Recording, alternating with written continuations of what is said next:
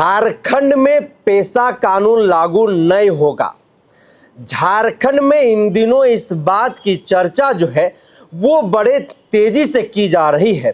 गांव घर में आप चले जाइए तो गांव घर के लोग जो है वो अब यह कहने लगे हैं कि झारखंड में यह जो पेशा कानून है वो अब लागू होते हुए दिखाई नहीं दे रहा है, या फिर लागू नहीं होगा, या राजनीति का शिकार चढ़ गया है, भेड़ चढ़ गया है।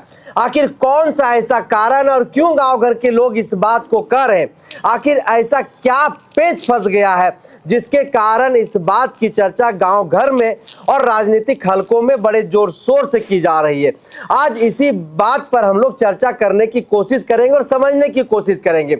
लेकिन उससे पहले बता दूं कि इस लोकतांत्रिक भारत में एक बात कही जाती है, इस लोकतांत्रिक देश में एक बात हर जगहों पर कही जाती है, आप भी सुने होंगे कि ना लोकसभा ना विधानसभा, सबसे बड़ा ग्राम सभा।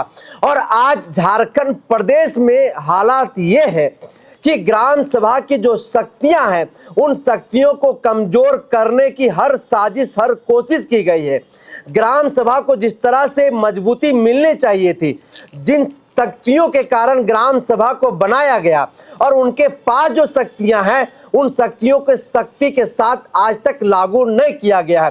झारखंड अपना 24 वर्ष का सफर पूरा कर लिया है और इस 24 वर्ष के आप झारखंड में देखिए, पेशा कानून को लेकर के लगातार झारखंड के जो खास करके आदिवासी समुदाय के लोग हैं, 11 जिले के जो लोग हैं जहां पर 5वीं अनुसूचित क्षेत्र जिसको कहा जाता है, खास करके उस इलाके के लोग जो है इसको लेकर के समय समय पर आंदोलन करते रहे। इसको लेकर के चर्चा परिचर्चा संवाद जो है वो कहीं ना कहीं आयोजित करने का वो लोग काम करते आए हैं। उसके बावजूद भी जो है एक ऐसा पेच है जिस पेच के कारण अब जो है वह सिनेरियो यह स्पष्ट कर रहा है या फिर यह कहता हुआ दिखाई दे रहा है कि झारखंड में अब जो लोग सपना देख रहे हैं कि पेशा कानून झारखंड में लागू होगा, वह सपना देखना बंद कर दे, या पेशा कानून राजनीति का भेड़ चढ़ गया है। पूरी बात आपको बताएंगे। हमारे साथ वरिष्ठ पत्रकार उदय कुमार चौहान है। सर, झारखंड में इन दिनों इस बात की चर्चा हो रही है, राजनीतिक हलकों में तो हो ही रही, कही जा रही है, आप भी लगातार कहीं ना कहीं इस पर जो है वो नज़र डिगाए हुए, नज़र जो है वो टिकाए बैठे हुए हैं। हमको ये बताइए, क्योंकि दर्शक ये जानना चाह रहे हैं कि पेशा कानून को लेकर के जो बात कही जा रही है, जो चर्चा की जा रही है, आखिरकार उसके पीछे का कारण क्या है? क्यों 24 वर्ष के झारखंड में जो है फिर से इसकी सुगबुगाहट तेज हो गई है? देखिए, जो पूरा मामला है वो पेशा और पी पेशा कानून को लेकर है।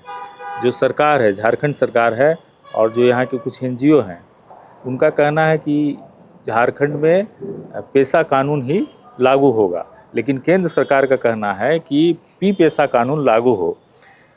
पी पेशा कानून में 23 ऐसे प्रावधान हैं जिन प्रावधानों को अक्षरशः ग्राम सभा स्तर पर लागू करवाना है। और केंद्र सरकार है उसका ये मानना है कि जब तक 23 प्रावधानों को ग्राउंड लेवल पर नहीं इम्प्लीमेंट किया जाता है, तब तक वो जो फंड है, जो उनके डेवलपमेंट के लिए फंड आता है, खास करके आदिवासी और मूलवासियों के डेवलपमेंट के लिए जो फंड आता है, जो 5th शेड्यूल एरिया में आते हैं लोग, वो फंड वो रिलीज नहीं करेगी। हालांकि इस बीच झारखंड में पिछले 20-24 सालों में यहाँ की सरकार ने पंचायती राज चुनाव कराए हैं और कुछ प्रावधानों को दरकिनार कर पंचायती राज चुनाव कराए हैं, जिसका लाभ वहाँ की जनता को नहीं मिल पाया है। लेकिन अब जो केंद्र सरकार है उसका रुख अब कड़ा होते जा रहा है और उसका कहना है कि जो 15वीं जो वित्त आयोग की जो सिफारिशें हैं उसके आलोक में अब ऐसी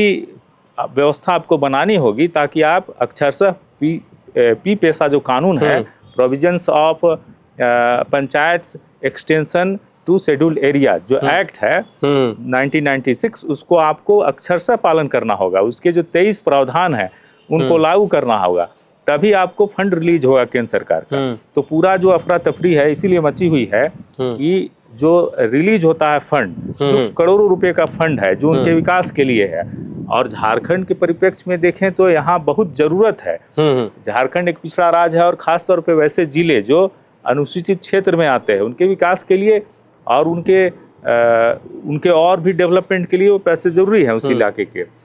तो अब जो पेच फंसा है वो पी पैसा और पैसा क्यों लेकर है।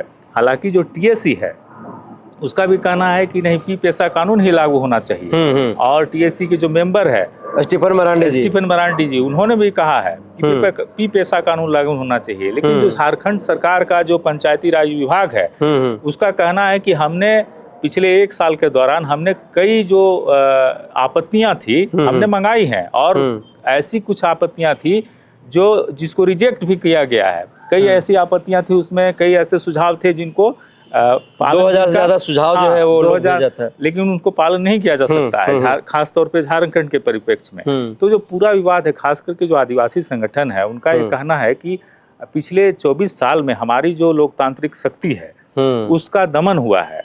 खाली पी पैसा और पैसा कानून के चक्कर में जो पेच फंसा हुआ है इसी में, और इसमें सरकार का पूरा दोष है। सरकार नहीं चाहती है, सरकार के जो और जो नुमाइंदे हैं वो नहीं चाहते। हालांकि जो कुछ आदिवासी नेता हैं लगातार विधानसभा में इस कानून को पास करवाने के लिए मुखर होकर अपना सवाल उठा चुके हैं। लेकिन आप देखिए कि पिछले 3-4 जो चुनाव है विधानसभा, ये जो लोकल बॉडी के चुनाव हैं, खास करके पंचायत के जो चुनाव है वो चुनाव बिना पैसा कानून को लागू, पैसा कानून जो केंद्र सरकार ने लागू किया है, बिना पी पैसा कानून लागू किए ही हुआ है। जबकि दिलचस्प बात यहाँ ये है कि ये जो कानून आया था 1996 का आया था, और बिहार सरकार ने अक्षरशः उसको लागू किया था। बिहार सरकार उस समय थी, झारखंड बिहार का पार्ट था, उसमें झारखंड सरकार ने अक्षरशः लागू किया था। इसमें कई ऐसे प्रावधान हैं, जैसे आप बालू की नीलामी या जो आपके यहाँ क्षेत्र में जो मिनरल्स हैं, माइनिंग है, उस पर भी बहुत सारे अधिकार ग्राम सभा को दिए गए थे। वो 23 जो बिंदु हैं उस पे केंद्र ने बाकायदे उनको गाइडलाइंस जारी किया था कि ये जो बिंदु हैं उस पे ग्राम सभा को अधिकार होगा। लेकिन यहाँ झारखंड में वो अभी तक नहीं इम्प्लीमेंट हो पाया।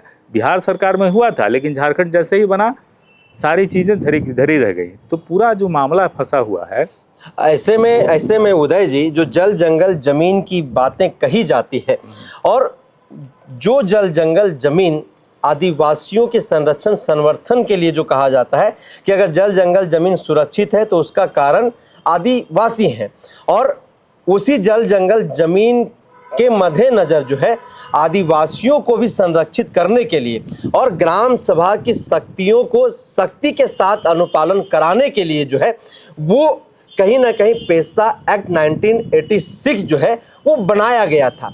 और 24 वर्ष के झारखंड में अगर अब तक लागू नहीं हो पाया है तो इसके पीछे का कारण जो लोग बता रहे हैं कि यह राजनीति के शिकार का भेड़ चढ़ गया। आप इस पर क्या सोचते हैं? आप कह सकते हैं ऐसा, इसलिए कि उसमें एक प्रावधान ये भी है कि ग्राम सभा को यह अधिकार रहेगा कि जो उसके गांव है या जो उसका पंचायत है उसमें कोई भी बाहरी बिना ग्राम सभा की अनुमति के जमीन खरीद बिक्री नहीं कर सकता है। और आप देखिए कि scheduled area, 5th schedule area इसीलिए बनाया गया कि बाहर के लोग अतिक्रमण न कर सके, उनके ज़मीन को खरीद न सके, ताकि जल जंगल ज़मीन की सुरक्षा हो सके। ख़ास तौर पे वैसा समुदाय जो जंगल और ज़मीन से जुड़ा हुआ है और उस पर किसी तरह का अतिक्रमण न हो। आप इस परिप्रेक्ष्य में इसको देखिए कि जो 5th शेड्यूल एरिया के जो क्षेत्र हैं वो क्षेत्र, उस क्षेत्र में बहुत बड़े बड़े माइंस हैं या उस क्षेत्र में नदियाँ हैं, पहाड़ हैं, तो उस पर कोई अवैध खनन न कर सके और पर्यावरण का संतुलन बना रहे।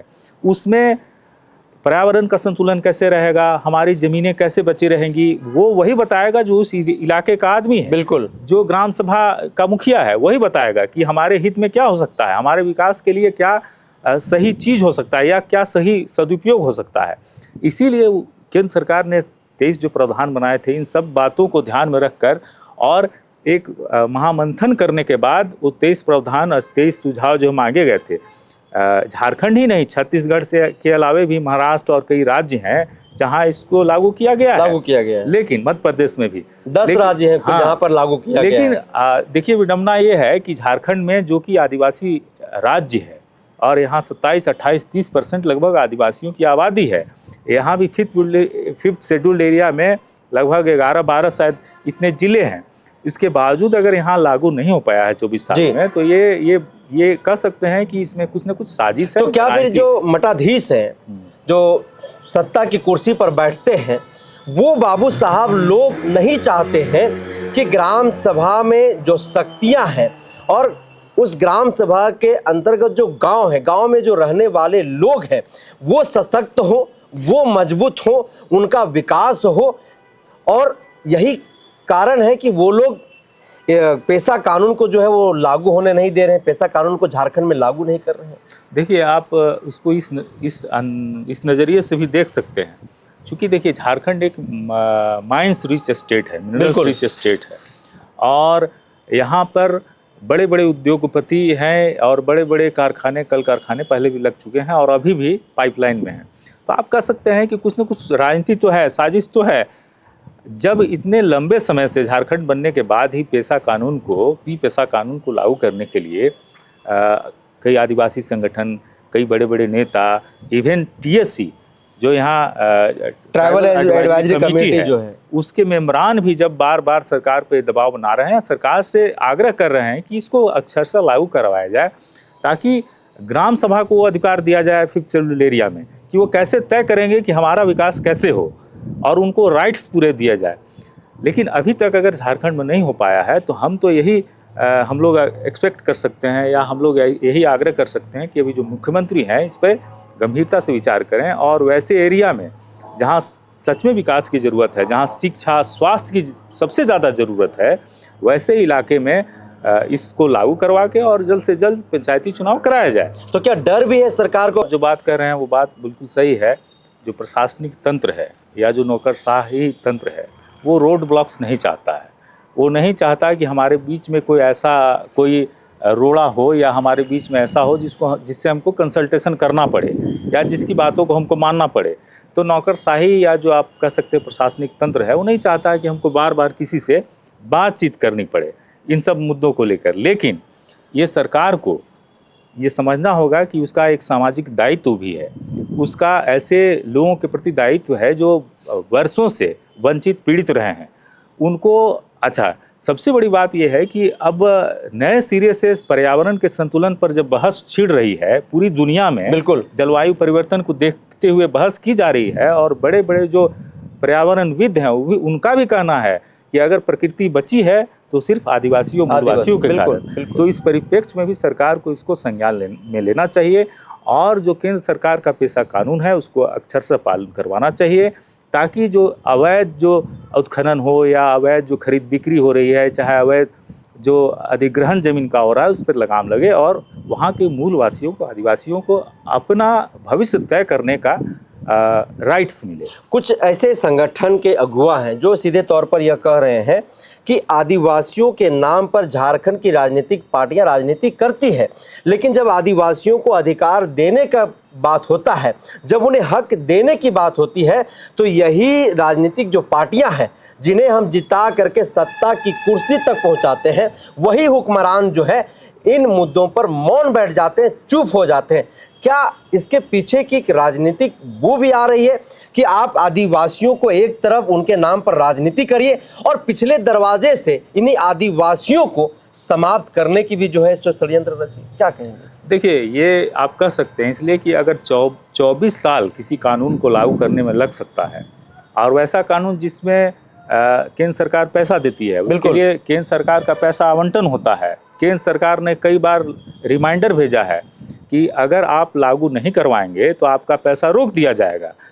15वें वित्त आयोग है, उसने भी सिफारिश किया है कि भाई आपका जो 5th शेड्यूल एरिया में जो क्षेत्र आते हैं, जिले आते हैं, उनका डेवलपमेंट अपेक्षित रूप से नहीं हुआ है। तो उस पर जोर देने के लिए, उस पर फोकस करने के लिए आपको पेशा कानून लागू करना ही होगा। लेकिन 24 सालों से अगर नहीं लागू हुआ है, तो जो भी सरकारें रही हों, चाहे वो एनडीए की रही हों, चाहे यूपीए की रही हों, चाहे हेमंत सोरेन हो, चाहे रघुवर दास हों, हेमंत सोरेन को भी बने 5-6 साल हो गया लगातार सरकार में बने। तो अब इस सरकार को हम पुरानी सरकारों को तो नहीं कह सकते, लेकिन अभी जो सरकार है उस सरकार से अपेक्षा की जाती है कि वो इस पर ठोस निर्णय करे और जो पेशा कानून है उसको पालन करे उसका, और यहाँ पंचायत चुनाव हो ताकि लोगों को उनका अधिकार मिल सके। तो देखिए, झारखंड को बने 24 वर्ष का सफर हो चुका है और इस 24 वर्ष के झारखंड में आप देखिए तो झारखंड के आदिवासियों के साथ साथ यहाँ के जो मूलवासी हैं वो भी उनके साथ कदम ताल करके, कंधे से कंधे मिला करके पेशा कानून को लागू कराने की मांग करते रहे हैं।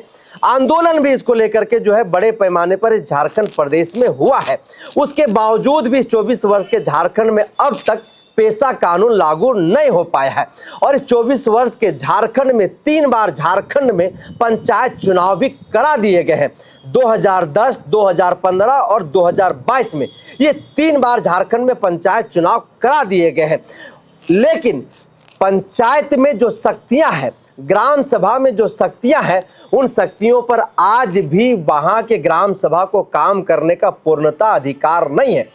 आज भी बिना ग्राम सभा के अनुमति के वहां पर जाकर के अगर आप उद्योग लगाना चाह रहे हैं तो आप उद्योग लगा सकते हैं, आप उत्खनन करना चाह रहे हैं तो आप उत्खनन कर सकते हैं, आप जमीन लेना चाह रहे हैं तो आप जमीन जाकर के ले सकते हैं।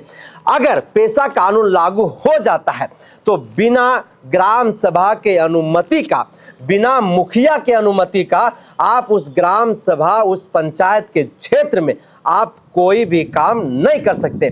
वर्तमान में जो सरकार है, सरकार के जो मुखिया हेमंत सोरेन है, वो खुद आदिवासी समुदाय से आते हैं। ऐसे में इस बार झारखंड के आदिवासियों की जो उम्मीदें हैं वो उनसे काफ़ी बढ़ भी गई है और उनसे यह चाहत है, वो चाहते हैं कि हेमंत सोरेन खुद इस पर संज्ञान ले और इस बार जो कैबिनेट होगा उस पहली कैबिनेट में ही इस पेशा कानून पर जो है वो मुहर लगाने का काम करे।